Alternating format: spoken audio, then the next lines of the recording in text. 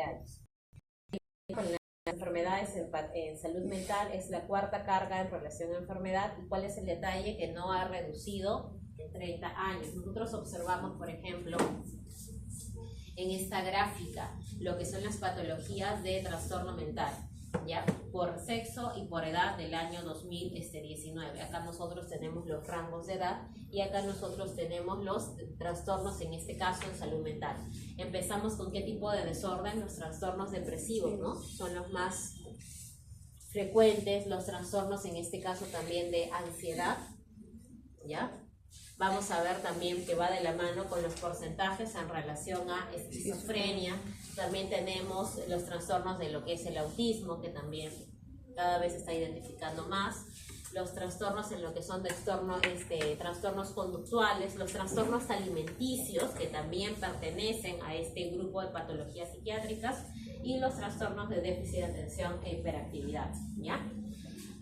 Cuarta carga de enfermedad, ¿dónde es la población más frecuente? Según lo que nosotros podemos ver, lo que es la población de tipo adolescente. Acá está género masculino, género femenino, y nosotros observamos que los trastornos mentales que se dan antes de los 14 años son no detectados. ¿Y cuál es el detalle con nuestros adolescentes? Que si vemos que la patología más frecuente es depresión, tanto en varones como en mujeres, el riesgo de suicidio.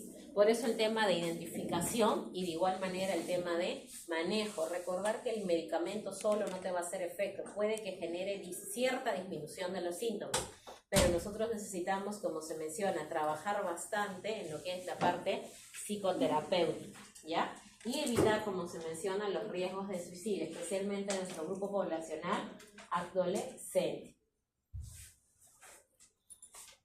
Factores como el género, la edad, el estado civil y el empleo van a influir en la prevalencia de intentos suicida y en los trastornos mentales. Muchas veces el solo escucharlos les ayuda muchísimo a estos usuarios, especialmente en los trastornos afectivos. ¿Cuál es la prevalencia? Según el Instituto Nacional de Salud Mental. ¿Cuál es nuestro Instituto Nacional de Salud Mental? ¿Sí saben? Empieza con N y termina en I. Y está en Imanol. Noguchi. Ajá, Noguchi. El 20.7% de esta población presenta una patología en salud mental. ¿Y qué tipo de población? Mayor de 12 años. Esto es más que nada epidemiología, ¿no? En el Perú la prevalencia más alta de salud mental, ¿dónde es? En las zonas urbanas, pero también tenemos de las zonas urbanas de Ayacucho, Puerto Maldonado, Iquitos, Tumbes, presenta un 20.7%. En contraste con quién, con las zonas rurales, en que la prevalencia es menor, ¿ya? La preocupación. Son más tranquilos. No hay nada. El factor estrés es influyente, ¿no? Los estilos de vida, todo eso. Ya.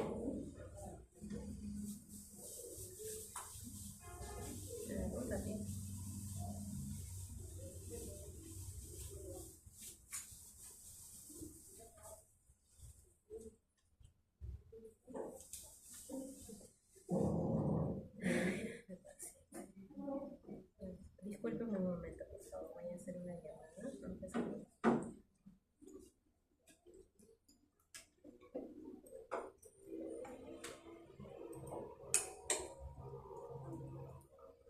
Buenos días, doctor. ¿Qué tal? ¿Qué ha ocurrido? ¿Ha habido alguna incidencia en el centro? ¿O todo está bien?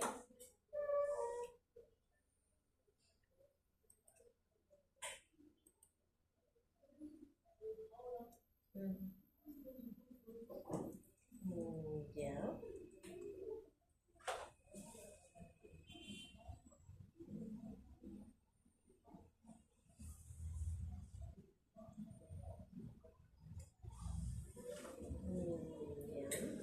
Ha habido un problema con el tema del consultorio, porque le separaron el consultorio sin haber llegado y había llegado el otro profesional y no podía entrar porque estaba entre comillas separado. Ya.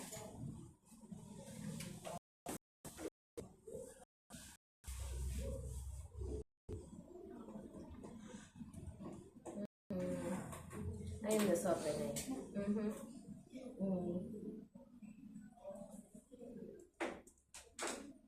Ah, perfecto, qué bueno, doctor, sí, porque recuerda que usted me mencionó para conversar con Liz, yo conversé con ella y sí aceptó el tema de apoyar con el personal y nos van a apoyar en las tardes las 3 veces. Y qué bueno que haya podido y que le haya podido informar. Entonces sí está en ese sentido en orden normal. Lo que sí en todo caso hay que catalogar en el grupal que no es que se reservan los consultorios. El personal que llega y si el consultorio está disponible, se utiliza. Igual exacto, igual el consultorio en el cual yo estoy pueden utilizarlo porque la computadora como ya tiene clave en ese sentido no hay problema, así que pueden utilizarlo. Más bien el token doctor está en el cajón, en el primer cajón del escritorio, al fondo. Sí, no se vaya a hacer que... sí, por favor, porque no vaya a ser que se extravíe, y también ver el tema de la señorita Leslie porque me dice que falta firmar el informe de recaudaciones.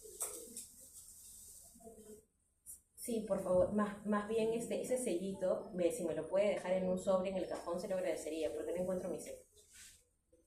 Sí, ya usted sabe que, no sé, lo va a tener.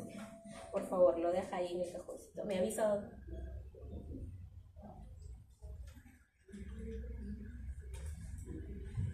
Sí, eso no, mira, con ella hay una responsabilidad total, porque yo le dije que no venía el día de hoy, que iba a ir en la tarde. Tenía que haber un hecho formalizado.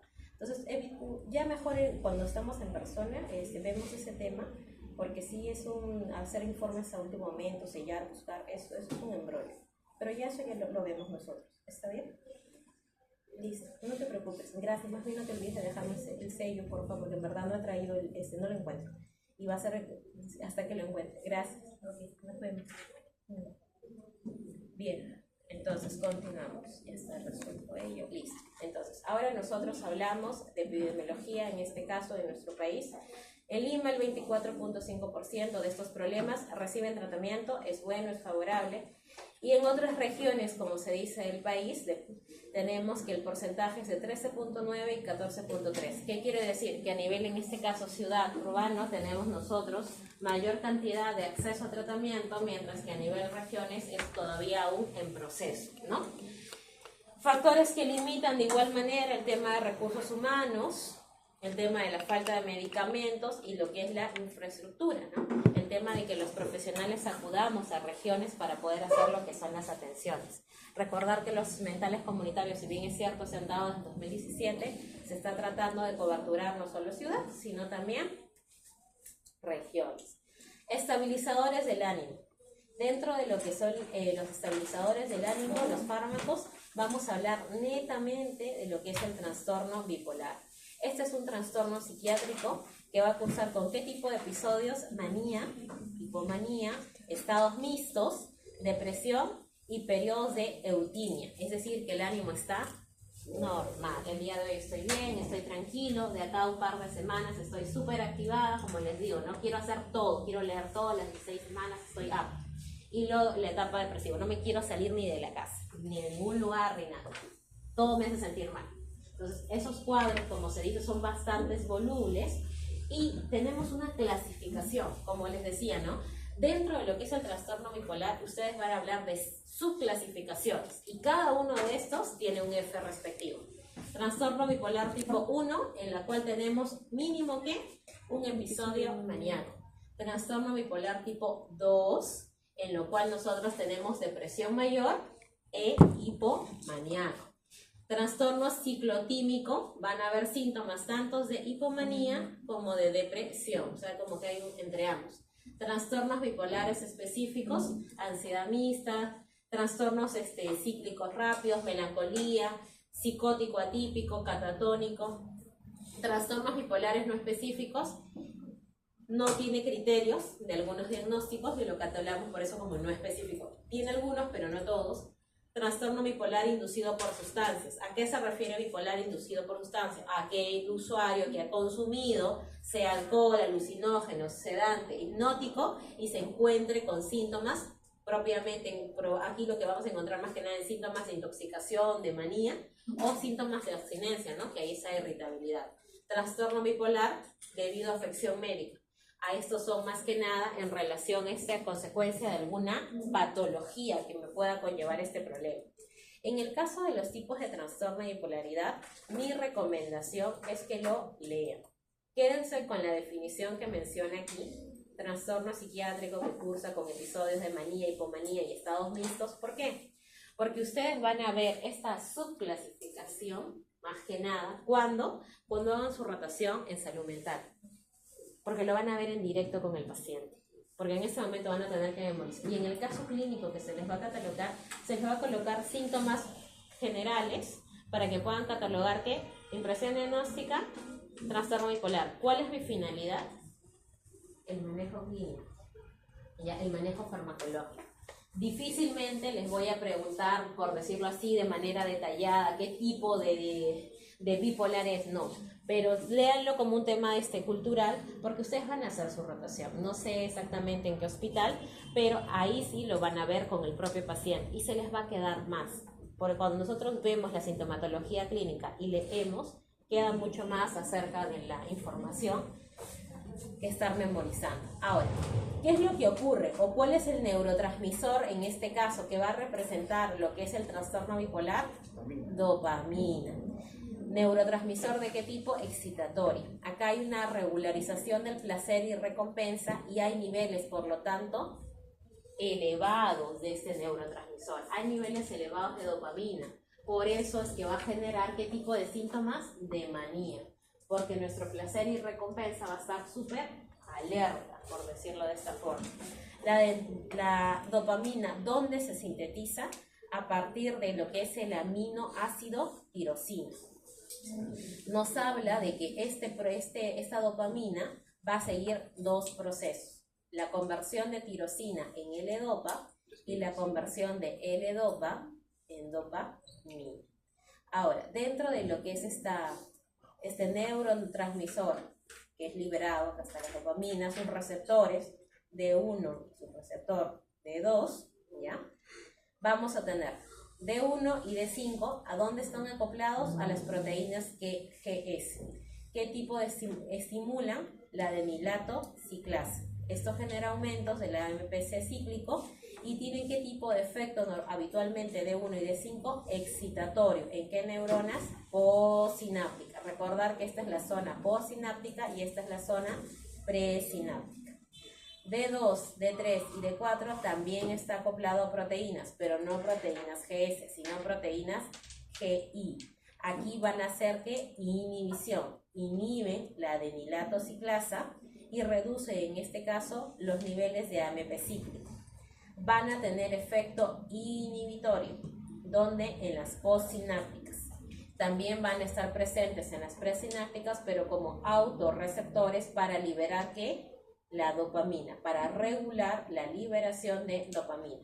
Es decir, D1, D5, efecto excitatorio en neurona postsináptica, mientras D2, D3, D4, ¿qué efecto produce? Inhibitorio en las neuronas postsinápticas y también va a actuar a nivel de lo que son las neuronas presinápticas, pero para regular ¿qué? La liberación de esta dopamina.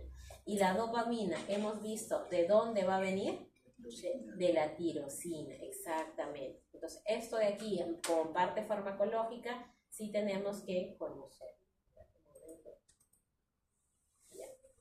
Aparte de la dopamina, ¿cuál otro factor, cuál otro neurotransmisor nosotros vamos a hablar? El glutamato y lo que es el tema de GABA.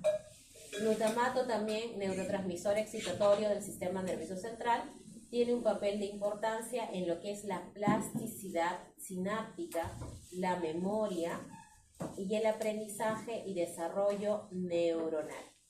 ¿Dónde se va a sintetizar? Se sintetiza a partir de la glutamina, ¿ya? ¿Por acción de quién? De una enzima que es la glutaminasa. ¿Ya está? Glutamina. Y para que se produzca en este caso el glutamato requerimos la presencia de una enzima, la glutaminasa. Muy bien. GABA. Aquí tenemos dos excitatorios, dopamina y glutamato, y GABA, que es de neurotransmisión inhibitoria. Es un inhibidor del sistema nervioso central. ¿Cuál es su función? Mantener el equilibrio entre lo que es la excitación y lo que es la inhibición en el cerebro. Para mantener este equilibrio, ¿qué produce? Una excitabilidad neuronal y regula, por lo tanto, respuestas fisiológicas y comportamiento. ¿De dónde se sintetiza este glutamato? En este caso, a través de la acción de, acá hay otra enzima. ¿De qué enzima? Ácido glutámico descarboxilasa. ¿Ya? Muy bien. A ver, tenemos los receptores. A nivel del glutamato, receptores ionotrópicos y receptores metabotrópicos.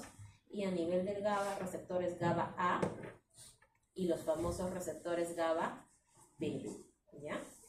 También tenemos que conocerlo. Y la serotonina, neurotransmisión excitatoria. Actúa también tanto en el sistema nervioso central y sistema nervioso periférico. ¿Cuál es la finalidad? Regular lo que es el estado del ánimo, el sueño, el apetito, la percepción para el dolor, y es por eso que dentro de lo que es el manejo de terapia de dolor, además de opioides, ¿qué otros fármacos se emplean? IRS o también amitriptilina. Ajá. ¿Qué ocurre con el dolor crónico? Genera estados en el cambio emocional y comportamiento. Mayormente van de la mano con depresión. Porque hay una patología de base que me está generando, como se dice, variabilidad en mi estado de ánimo. Entonces, parte del tratamiento de lo que es el terapia del dolor es también el uso de fármacos inhibidores de la recaptación de la serotonina, porque vemos que la serotonina también tiene un papel, independientemente del ánimo, del sueño, del apetito, de la percepción del dolor. ¿Ya? La serotonina, ¿a partir de dónde se sintetiza? Se sintetiza a partir del aminoácido triptófano. Y acá tenemos los dos pasos a través de los cuales se va a dar esta síntesis ¿de quién? De serotonina. Conversión del triptófano a la 5-hidroxiltriptófano y de este 5-hidroxiltriptófano a serotonina. Los receptores, de igual manera, ¿no?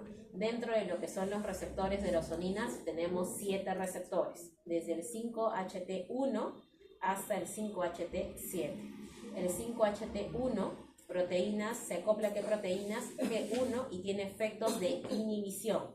Se encarga de qué? De regular el ánimo y la ansiedad. Eso sí tenemos que conocerlo, 5-HT1. El 5-HT2 tiene una subdivisión en 2A, en 2B y en 2C. ¿A qué proteína se une? A las GQ. Y acá está involucrado en lo que es la percepción, ansiedad y vasoconstricción. 5-HT3, receptores ionotrópicos. Van a formar canales de cationes y tienen que ver con una transmisión rápida del sistema nervioso central y periférico. Y se encargan de la regularización de qué reflejo? Del reflejo del vómito.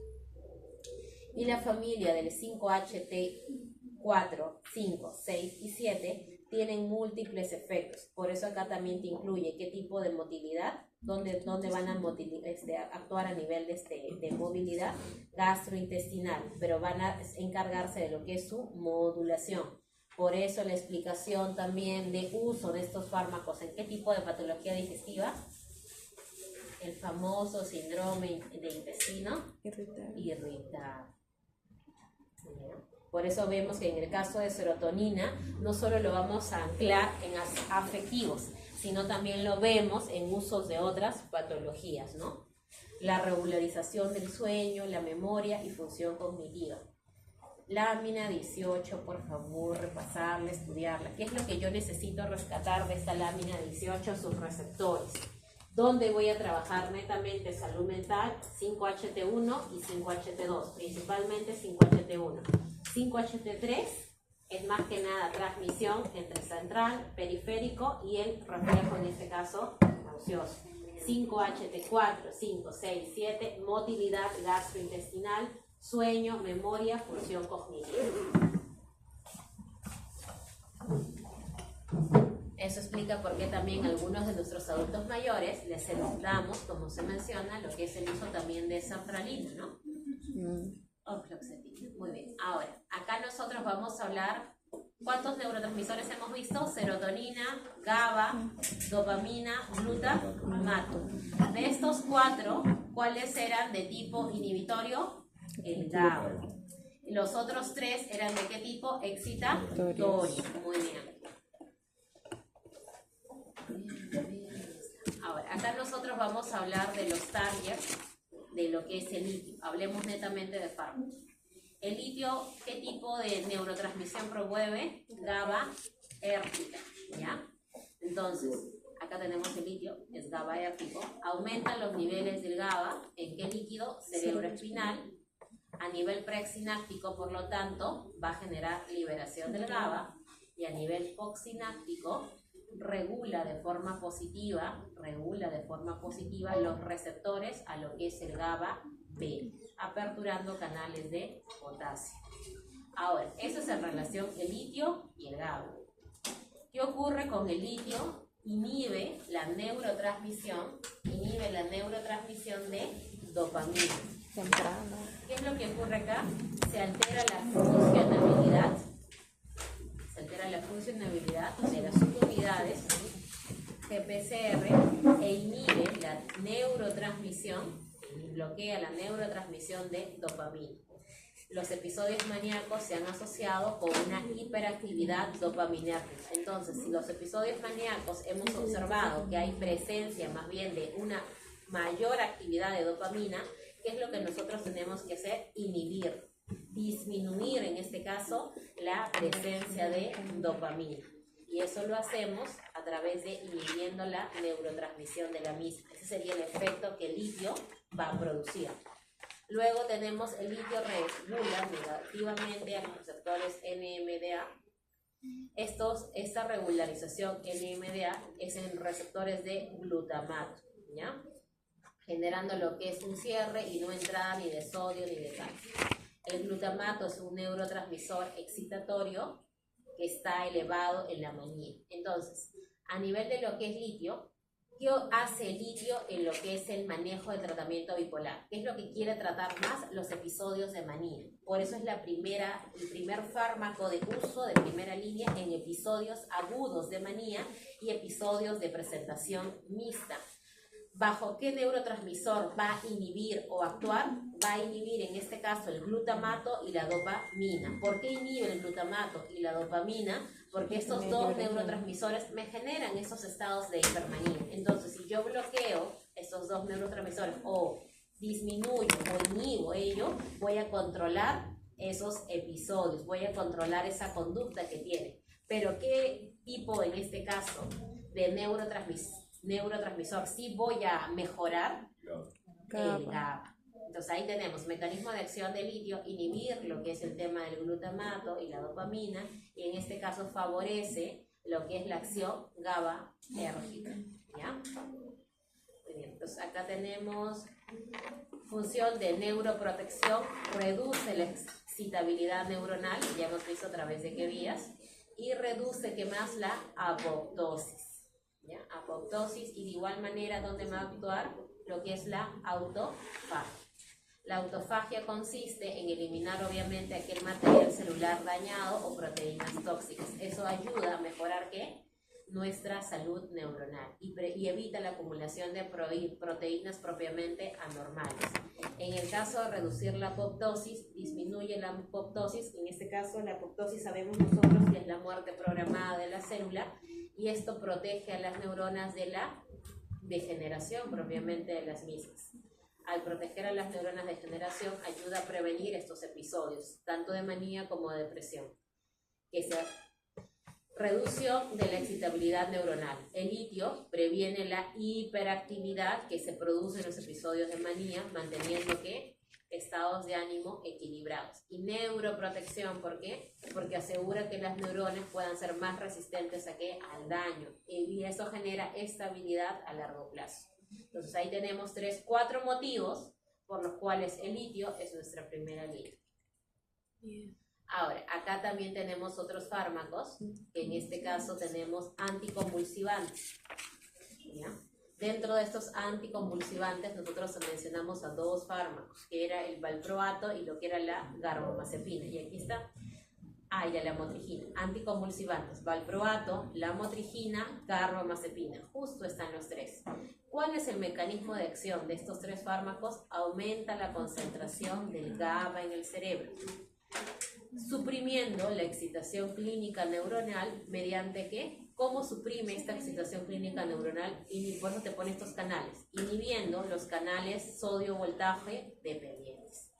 Al inhibir los canales sodio-voltaje dependientes, disminuimos la excitación cíclica neuronal y esto va a generar un aumento de concentraciones GABA en el cerebro. Este es otro grupo farmacológico, además de litio, acá sería como una línea secundaria para el manejo de trastornos del humor. ¿Y cuál es nuestra otra línea o nuestro otro grupo farmacológico? Nuestros antipsicóticos. Los antipsicóticos para lo que es la manía aguda. Dentro de los antipsicóticos tenemos dos tipos de antipsicóticos. El antipsicótico típico para la manía y el antipsicótico atípico, que es para la depresión. Antipsicótico típico, manía, receptores, ¿dónde van a actuar? En los receptores de dopamina D2. ¿Ya? Actúan más que nada en los receptores de dopamina D2. Esto se va a dar por el bloqueo de estos receptores D2, que va a ser el principal mecanismo de acción de los antipsicóticos típicos. Es bloquear los receptores de dopamina D2 en el cerebro. ¿Ya? Eso lo vemos acá. Y el otro es el efecto antimaníaco. Al inhibir la dopamina, reducimos los síntomas de manía y por lo tanto generamos disminución de la hiperactividad dopaminérgica. ¿En qué sistema? Límbico. Eso lo mencionamos al inicio de la clase, ¿no? Todo esto trabaja ¿dónde? En el sistema límbico. Dentro de los antipsicóticos atípicos, que acá hablaríamos más que nada de la depresión, donde actúa en los receptores 5-HT2A. Aquí nosotros bloqueamos estos receptores 5-HT2A, que es propio de los antipsicóticos atípicos, para mejorar ¿qué? Los efectos, para moderar los efectos secundarios dopaminérgicos y mejorar síntomas afectivos y cognitivos. Bien, ya está. Indicaciones, criterios clínicos y laboratoriales.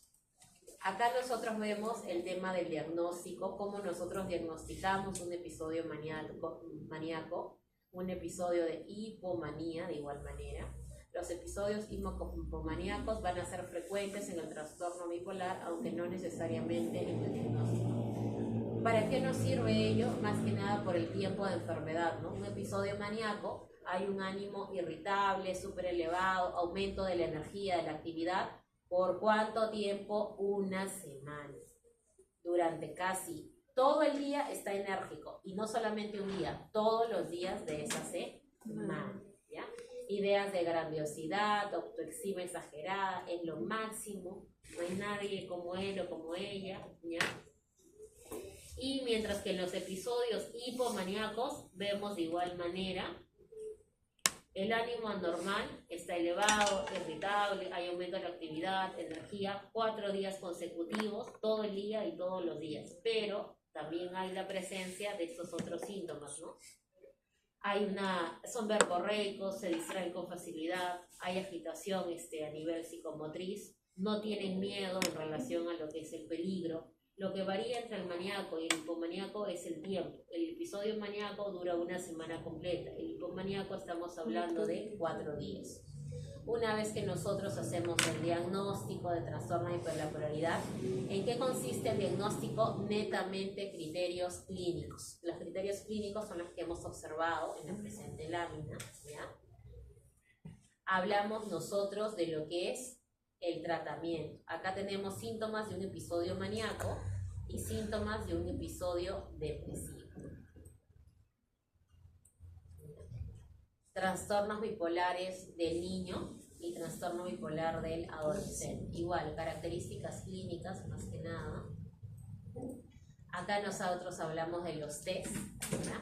Los test hacen referencia a las evaluaciones psicológicas que nosotros manejamos con estos usuarios. ¿Para qué nos sirve el test? Muy aparte de ayudarnos para confirmar el tema del diagnóstico, que si bien es cierto es netamente sintomatología clínica, nos ayuda a identificar la severidad del cuadro. Dependiendo de la severidad del cuadro, yo voy a saber si voy a usar litio solamente como monoterapia o si voy a usar litio más algo más, ¿ya? En este caso podemos agregar litio por ejemplo, con la motrigina o en este caso litio, la motrigina, risperidona. ¿Ya? Entonces, dependiendo de la severidad de mi cuadro clínico, yo puedo ver con quién lo voy a asociar, ¿ya? Doctora, justo hablando de los para el trastorno bipolar, cuando ustedes decían que en segunda línea se puede utilizar antipsicóticos, ¿es que tienen función tanto en la psicosis como en el trastorno bipolar, o es el paciente con trastorno bipolar que también tiene psicosis? Es el paciente con trastorno bipolar que tiene síntomas psicóticos. Ahí se utiliza, pero no es que el tratamiento... No es que el tratamiento, por ejemplo, exacto, por ejemplo, imaginemos que es en su episodio maníaco de que está súper hiperactivo, está verborreico, puede todo contra todo, ¿ya? Entonces, lo vemos inicialmente, entonces lo que le daríamos inicialmente es litio, pero si ese usuario está en su episodio de que puede todo contra todo y está comenzando a escuchar voces, por ejemplo, que le dicen que es lo máximo, que es lo mejor, por decirlo así, ahí adicionando los síntomas en relación a alucinación, ¿ya? Y eso genera mayor energía en él porque le están dando, por decirlo así, esta efectividad positiva, le agregaríamos, no hay miedo al peligro. No, pero me han dicho que no importa, que esa carrera en motocicleta no es necesario que vaya con casco, porque yo soy lo máximo, yo puedo todo, y tengo que escuchar. Entonces, en ese caso, ¿qué hacemos? Litio más aloperidol, ketiapina. Habíamos visto dos antipsicóticos. Habíamos visto dos antipsicóticos que eran los que mezclábamos. Olanzapina y ketiapina. Olanzapina y aloperidol. ¿Ya? Entonces, son medicamentos que nosotros podríamos iniciarlo, pero vuelvo a repetir, va a depender mucho del cuadro clínico. ¿Ya? Mucho. Si veo síntomas netamente de bipolaridad, iniciamos con litio. Pero si vemos síntomas, como se dice, de ahí, por ejemplo, depresión marcada, podemos adicionarle, como se dice, a ese litio algún fármaco estabilizador, porque hemos visto que la serotonina también influye dentro de lo que es el trastorno bipolar. Entonces, todo eso va a depender de qué, de lo que es el área clínica, ¿ya? No es que de primera línea tiene bipolaridad, yo le voy a dar litio más ketiapina, litio más risperidona, litio, no. Primera línea es solamente litio, primera línea.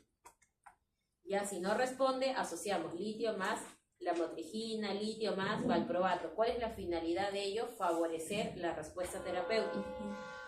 Dentro de las láminas a estudiar, para que no haya pretexto, como les decía, para los tres fármacos, aquí tienen de litio todas sus características, ¿ya? Entonces, hemos visto que el litio actúa principalmente en ¿qué neurotransmisores? GABA, dopamina y glutamato. Sí. Yo me estoy acordando más que ustedes, ¿verdad? GABA, dopamina y glutamato. Y bien, dentro de los targets, GABA a favor, glutamato y dopamina, exacto, los inhibíamos, los bajábamos. Y ahí estaban los 4 efectos que me producían. Y luego teníamos otros grupos farmacológicos. Y por eso acá te pone antipsicótico. ¿Para qué cuadros? Anemia aguda. ¿Y qué tipo de antipsicóticos?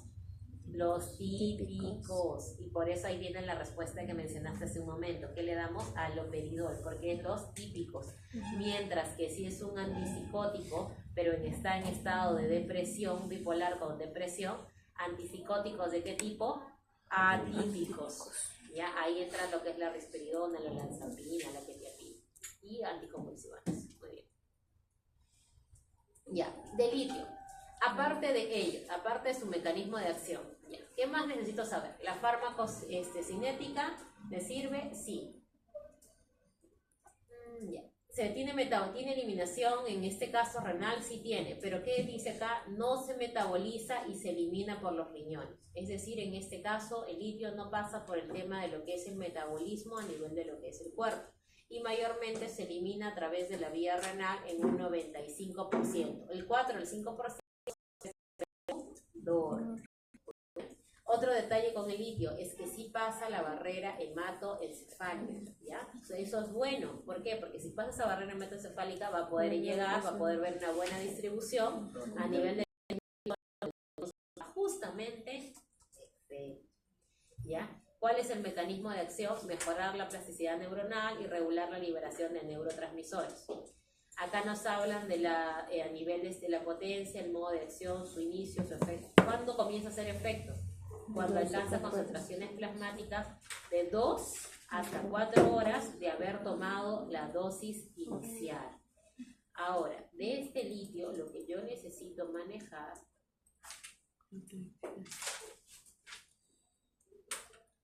¿qué dice aquí? Concentración. Se debe de ajustar la dosis para tener los rangos para evitar toxicidad. ¿Eso qué quiere decir? Que el litio se dosa. Por eso lo tenemos a nivel hospitalario. Genera efectos adversos. Cuando hablamos de dosis tóxicas, cuando hay una concentración de litio mayor a 1.5 mil equivalentes litro. ¿Ya? Entonces hay que tener en cuenta, el litio si se dosa es parte del monitoreo de usar litio. No es, como se dice, un fármaco que no vamos a usarlo sin esperar un tema de consecuencias. Y aquí viene el tema de los efectos adversos, ¿ya?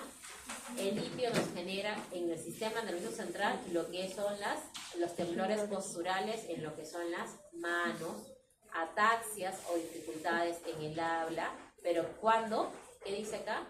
Cuando hay niveles máximos a nivel sérico, a nivel de concentración plasmática. ¿Y cuál era ese punto de corte? Mayor a 1.5. Muy bien. Puede originarnos convulsiones en pacientes no epilépticos, el aumento de peso, ¿ya? Y por eso nos pone especialmente con el uso de ¿qué? De antipsicóticos. Entonces, si el litio ya te genera aumento de peso y a eso le estamos dando un antipsicótico que también te genera aumento de peso, tengo que tener bastante cuidado en lo que es mi monitoreo. Pueden ganar ¿cuánto? Hasta más del 5% de su peso inicial. Realmente sí, es bastante. Otro factor importante de litio, cardiovascular, ¿ya? Tiene aplanamiento benigno y reversible de la onda T en el 20% de los pacientes y en la sobredosis, o sea, dosis tóxica, me puede generar bradicardia sinusal, bloqueos auriculoventriculares y posibles compromisos cardiovasculares. ¿Por qué les digo el monitoreo? Porque yo veo un paciente que voy a iniciar litio una vez confirmado el diagnóstico de bipolaridad y no me hace efecto valproato, no me hace efecto carbamazepina, no me hace efecto el antipsicótico que le doy y no me queda otra más que darle litio.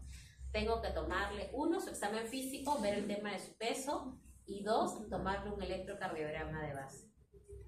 ¿Ya?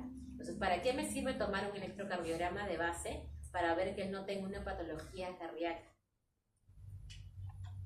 Si él no tiene una patología cardíaca, voy a tener menor riesgo en que me produzca este efecto. Pero si el paciente tiene una patología cardíaca, tengo que monitorear con mucho cuidado el litio que le voy a dar, la dosis, y también hacerle de manera concomitante las consultas acerca de su problema, ¿no? ¿Tienes algún dolor en el pecho? ¿Has sentido algo diferente? Y también que haga su interconsulta ¿con quién? Con cardiología. Para ver si si requiero yo también modificar el tema de mi medicamento o no. Entonces, por eso el problema en relación a lo que es el litio a niveles de toxicidad. Tengo que tomar de base mi electrocardiograma. A nivel de piel, lesiones en relación a acné, psoriasis, puede haber alopecias, dermatitis, foliculitis y vasculitis. A nivel gestación, ¿ya? Todo lo que es efecto adverso, estudiantes, tiene que ver con lo que es seguridad del fármaco, ¿ya? Entonces, seguridad del fármaco no solamente hablo de embarazo, lactancia, sino también hablo de efectos de compromiso, como por ejemplo cardíacos, que sí son efectos notorios, o como por ejemplo de temblor en manos, o por ejemplo de ataxias, que sí también para mí sería un efecto bastante notorio, o dificultades en el habla. El uso de litio en el embarazo temprano aumenta la incidencia de anormalidades cardiovasculares. Por eso a todas las mujeres con trastorno de bipolaridad con uso de litio se les manda obstetricia para método de planificación, porque el litio en el primer trimestre gestacional, el bebé nace con malformaciones. Entonces tenemos... Sí. Por eso el litio es teratogénico. Doctora, ¿y el litio es temporal o es permanente? Permanente. Al menos tienen que usarlo hasta 1 año. Es que el problema está en el tema de cultura. La psicoterapia es efectiva si somos conscientes de, pero nosotros vemos con el tema de los usuarios, no hay conciencia de. Entonces, como no hay conciencia de tienes que seguir trabajando en ello y tienes que seguir dándole el medicamento. Porque si no lo dejas, como se dice, con toda la excitabilidad de la no sé qué, y va a cursar manía, hipomanía, depresión, y van a haber periodos de tranquilidad, periodos de variabilidad. Lo podemos tomar un tiempo y de ahí podemos variar con otro fármaco, pero va a depender mucho, como te digo, de la estabilidad clínica que tenga. Mucho, mucho de ello. ¿Y por qué dice que es complicado diagnosticar con claridad? Porque en la primera y en la segunda consulta no lo sacan. Los psiquiatras normalmente. Sí. O parece una depresión o un paciente, como se dice, ansioso. Pero ya a medida que los vas conociendo, te das cuenta que no son depresivos. Porque un depresivo no se va a sanar o sea, no va a mejorar tan rápidamente y al día siguiente va a querer buscar, por decirlo así, trabajo en todos los lugares, te va a limpiar la casa todo ese día, o sea, es imposible. Te va a leer, teníamos uno que era administrativo, que nosotros jurábamos que era ansioso porque le palpitaba el pecho, que sudaba cada vez que iba a una entrevista y todo eso, pero ya con la psiquiatra, a medida que lo iba viendo, veía que no, porque también tenía caracteres en relación a depresión y cada vez que le daba su episodio de manía le gustaba leer. Y sí, se leía libros, iba y te hablaba de cada libro que iba, entonces, y eso lo vimos nosotros recién en la quinta, sexta consulta. La habíamos estado manejando con un F41.1. En este tiempo le estábamos dando fluoxetina, si no me equivoco, y clonazepam, mañana y noche, como para que se desacelere un poco, pero igual seguía. Y ya en la quinta, sexta consulta que se le comienza a indagar más, se le hace su prueba de personalidad, todo, era un bipolar. Y se le tuvo que cambiar el esquema. Y con valproato, porque en el caso del uso de valproato, mejoró bastante. Y se le fue de la mano con la psicoterapia para que pueda manejar esos episodios de manía que tenía. Y la dificultad de él era que no encontraba empleo porque no sentía que los empleos valoraban lo suficientemente el grado de nivel de conocimientos. Y si había un día que no quería levantarse porque no tenía la energía, porque en verdad sentía que no podía, no lo hacía. Y sabemos que en un centro laboral no te van a veces a considerar eso. No. Más aún si es que no hay un diagnóstico. Nadie te va a creer la palabra, ¿no? Entonces sí, son casos, por eso les digo, es bastante curioso. Incluso para los psiquiatras expertos, pericios, son los mayores, los que te sacan una bipolaridad en una primera o segunda consulta. ¿Ya? Porque son bastante manipuladores en este sentido, nuestros bipolares. Y una más, cuando hablo de neurolépticos, tiene que ver bastante con la sedación que tiene el paciente. ¿Hasta qué punto uno ya dice, está muy sedado, está muy... Hay una palabra, ¿no? Que no tiene satisfacción de nada, que pasa algo. Creo que sí. Anedonia te refieres, porque anedonia es la falta de placer por las actividades que realizas. Pero eso lo vemos en trastornos afectivos y en bipolares con depresión. Pero todos tienen como que es la sedación, o sea, es una persona que no está contenida. ¿Hasta qué punto ya es demasiado contenida que ya no es una persona como tal? Nosotros observamos ese término cuando te dicen, ¿cómo te sientes? Normal. ¿Qué es normal? O sea, vemos, por ejemplo, eso nos pasa, por ejemplo, con los usuarios que están con Sartra, con Floxi de 2 tabletas. 2 tabletas diarias, más de 3 meses. Llegan a un punto en que sienten una tranquilidad tal, por decirlo así, que les da normal estar aquí, o comer lo que a ellos les guste, o hacer la actividad que a ellos les guste. O sea, llegaron a un punto en que no, es como que se sienten un aplanamiento emocional. Embotamiento, que pasa algo y son indiferentes. Pasa algo y... No, pasa un accidente pasa un accidente delante de ellos.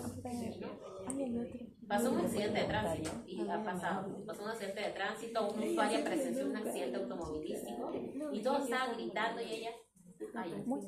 Y fue ahí que cuando ella llegó al trabajo comentó lo que le había pasado. No entiendo por qué hubo tanto drama por este suceso. ¿Y tú dónde estabas? Yo lo vi ahí. ¿Estabas ahí presente? Sí, lo vi ahí. ¿Y no te dio pena? ¿No te dio nada? No me dio nada. Ese día en el trabajo, la mandaron al comunitario para que se evalúe. No, sí, porque porque había unos planos, o sea, un empotamiento en relación a lo que es su emoción. O sea, no hubo esa respuesta normal, que si tú ves un accidente, ves una situación de peligro, te da temor, te da angustia. O sea, fue una diferencia total. Eso te está indicando, hay un problema. Era una rampa. Hay un problema, algo está pasando. ¿Era una cuál? Una rampa, o sea, Ah, ya, claro, una rampa. la pedaza, no es lo que desea. No, exacto, no es algo que desea. Entonces, produjo eso. Entonces, hay que tener, en salud mental, para que ustedes puedan llegar a un diagnóstico, no sé exactamente cuál es su sede de rotación, pero el diagnóstico lo hacen escuchando. Porque si ustedes han visto la diapositiva, todo es criterio clínico. Cómo te sientes, desde cuándo te sientes mal. Algunos vienen acompañados de síntomas somáticos.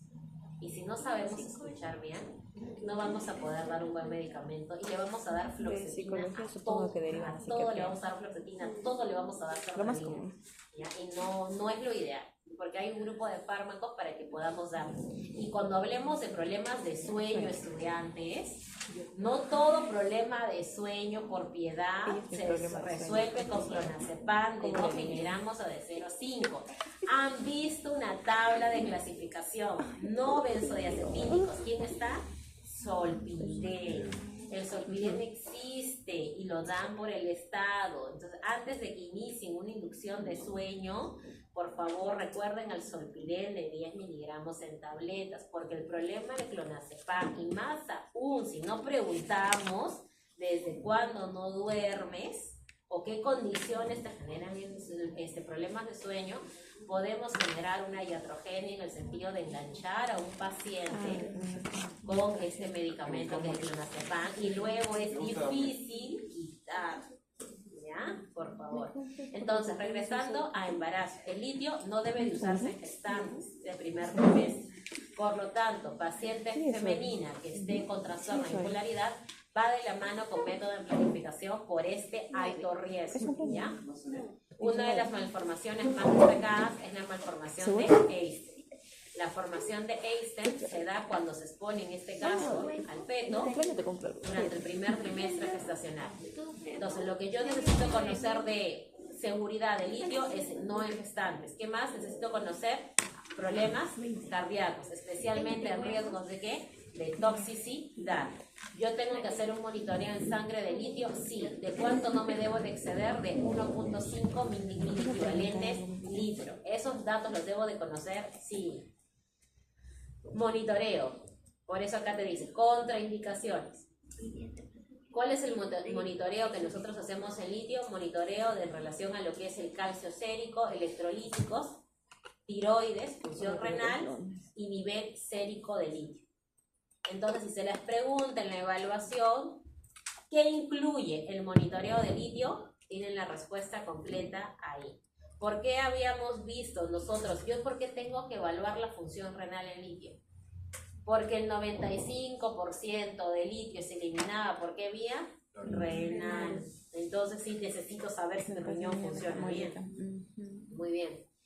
Ahora, ¿qué más? En pacientes se debe tener precaución de lo que les mencioné. Sin revisar esto, ya se los había mencionado. Yo necesito saber el antecedente cardíaco. Por eso pido el electrocardiograma. Porque preguntándole solamente, si es que sientes que el corazón te late mucho, te duele el pecho, yo no voy a saber cómo está el corazón.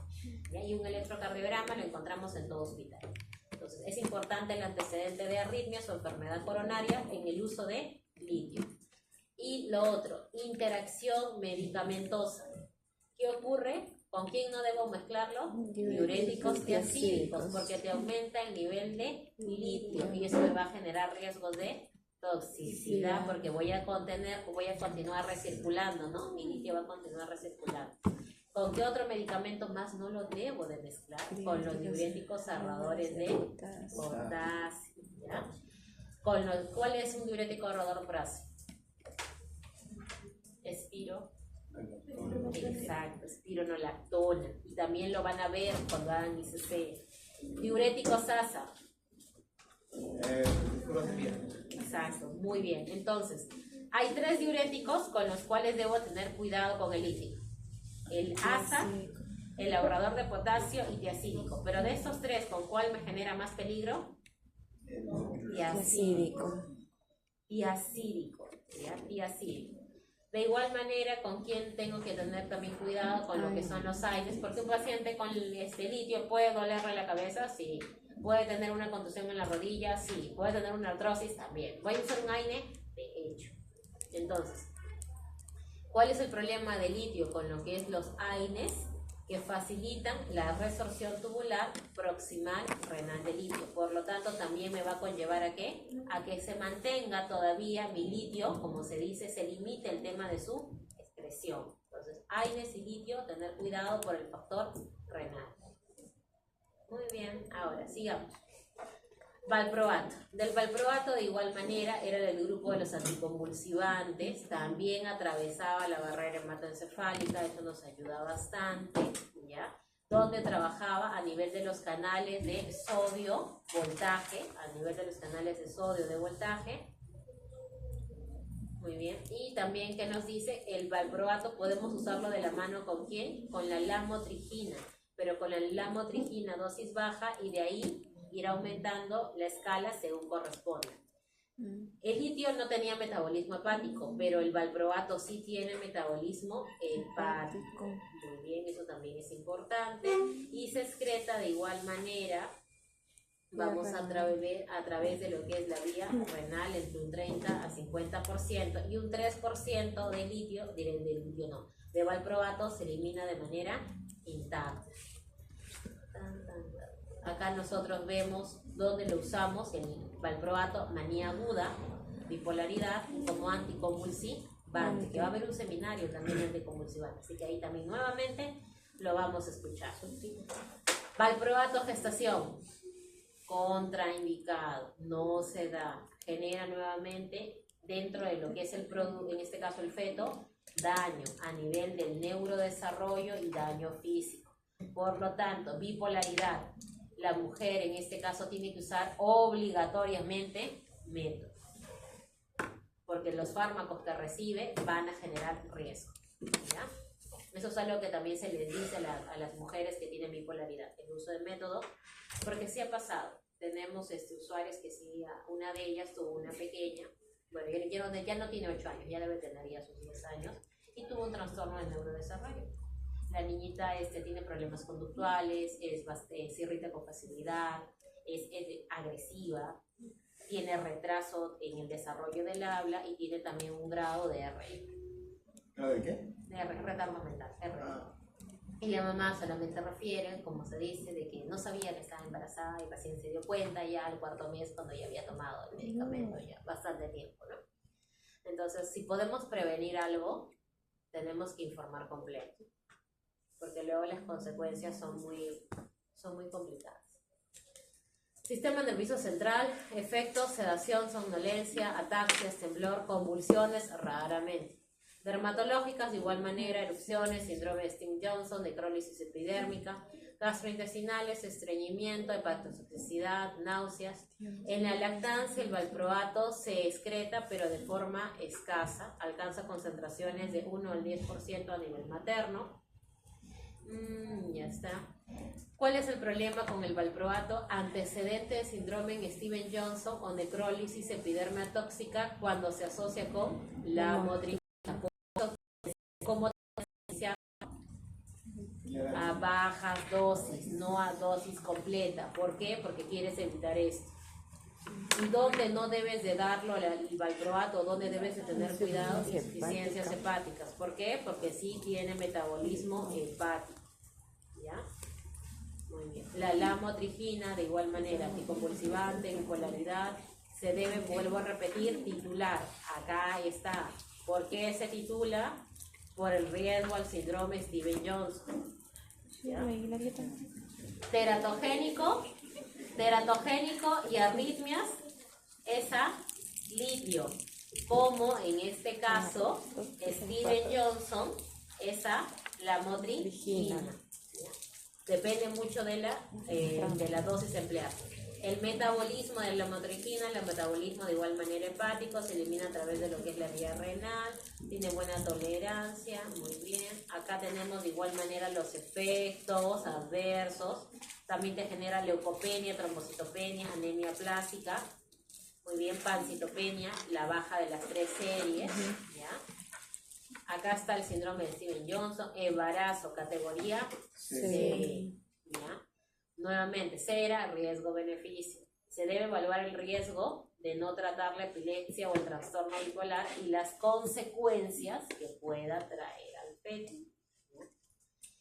Lactancia, de igual manera, si hay excreción de la lamotrigina en la leche materna, entre un 30-50%, debido a que esta es la cantidad que hay en las concentraciones plasmáticas maternas. De igual forma, si tiene metabolismo hepático, ¿dónde tengo que tener cuidado? En pacientes con insuficiencia hepática, ¿no? Porque si tiene problemas en el hígado, el metabolismo no se va a dar adecuadamente. Y el riesgo de Steven Johnson o necrólisis epidermal tóxica por el uso de lamotrigina. Carbamazepina, acá está, se usa en epilepsia, bipolaridad, trastornos de bipolaridad 2, contraindicaciones. Tenemos antecedentes de agranulocitosis inducidas por carbamazepina, ¿ya?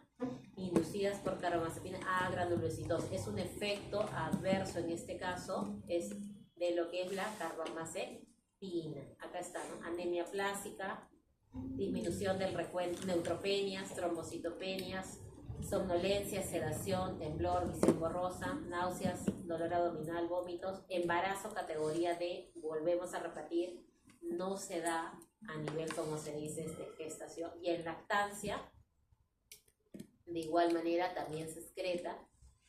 Acá vemos a nivel cardiovascular qué efectos produce, presión, hipotensión, bradicardia, hipertensión, arritmias. Bien.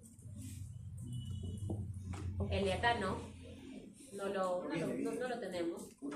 Ajá. Carbamazepina, lamotrigina, valproato y litio, eso es de cajón. Es que lo van a ver, lo van a escuchar. Sería imposible decir que no.